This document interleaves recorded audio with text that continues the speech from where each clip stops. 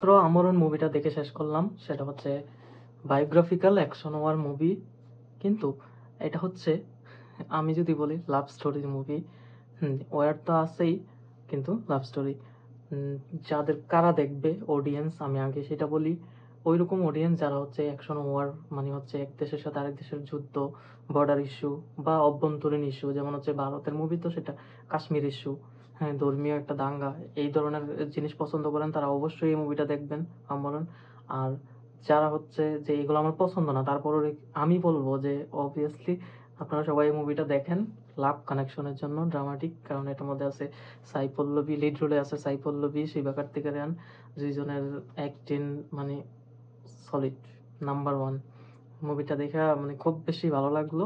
আর সাই পল্লবী তো আমার পছন্দের একজন অ্যাক্ট্রেস, মানে তার সবগুলো মুভি আমার দেখা আছে। আর ওর তো এক্সপ্রেশন কুইন, লাইক ওর অভিনয় খারাপ না, বেস্ট।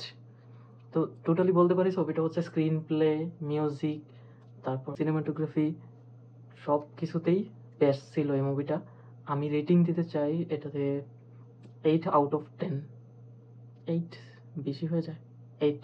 8 কারণ হচ্ছে এই মুভিটা লাইক ওই যে সীতারাম একটা মুভি আছে না দুলকার সালমানের, সেই মুভিটার মতো। ওই মুভিটা যেমন লাভ স্টোরি কানেকশনটা মানে সবাই দেখে wow what a love story, তো এরকম সেটাও, মানে এই মুভিটাও এটা মানে বলা হবে লাস্ট পর্যায়ে। কিন্তু আমি স্টোরি রিভিল না করলাম, স্টোরি স্পয়লার যদি বলে দেই তাহলে তার মুভি দেখে কোনো ফায়দা হবে না। তো মুভিটা দেখেন সবাই। আমার কাছে খুব বেশি ভালো লাগছে। মিউজিক ডিরেক্টর জিবি প্রকাশ অনেক সুন্দর মিউজিক দিছে। জাস্ট মুভিটা দেখবেন, শুধুমাত্র অ্যাকশন যখন চলে তখন হচ্ছে একটু অন্যরকম সাউন্ড আর কি। আর ওর মুভিতে এরকম থাকেই। তো ওভারঅল আমি বলি হচ্ছে মুভিটা সবাই দেখে ফেলেন, আর অপেক্ষা করার কোনো প্রয়োজন নেই, মুভিটা খুব শীঘ্রই দেখে ফেলেন। হুম, এটা তো আর কি বলা যায় মুভি সম্পর্কে? অবশ্যই মুভিটা ভালো হয়েছে। খারাপ কিছু আমি এই মুভিতে হচ্ছে লাইক এটা বলতে পারি যে হ্যাঁ, লাভ স্টোরি ওদের ইমোশনাল, যে হ্যাঁ হিরো হিরোইনদের মধ্যে যে ইমোশন কানেকশনটা আছে, এই কানেকশনটা খুব বেশি বেশি দেখাইছে। এখন যদি এইটাকেই বেস করে মুভিটা তৈরি করতো তাহলে হচ্ছে মুভিতে রাখতো হচ্ছে এটা লাভ, মানে ড্রামা তো আছেই জনরার মধ্যে, কিন্তু এটা ওয়ার মুভি, কোনটার ফোকাস করলো বেশি? মানে লাইক হাজব্যান্ড ওয়াইফ, নাকি হচ্ছে বর্ডার ইস্যু, দেশের অভ্যন্তরীণ রাজনৈতিক পলিটিক্যাল ইস্যু? তো কোনটাকে বেস করলো? তো সেইটার উপর ডিপেন্ড করে। তো যদি হচ্ছে রাজনৈতিক পলিটিক্যাল ইস্যু হয়ে থাকে তাহলে এটাকে খুব বেশি গুরুত্ব দেওয়া দরকার ছিল। আর লাভ কানেকশন, ফ্যামিলি ইস্যু যদি থাকতো তাহলে এটাকে বেশি গুরুত্ব দেওয়া দরকার ছিল। এটা দুইটা হয়ে গেছে সেম সেম আর কি।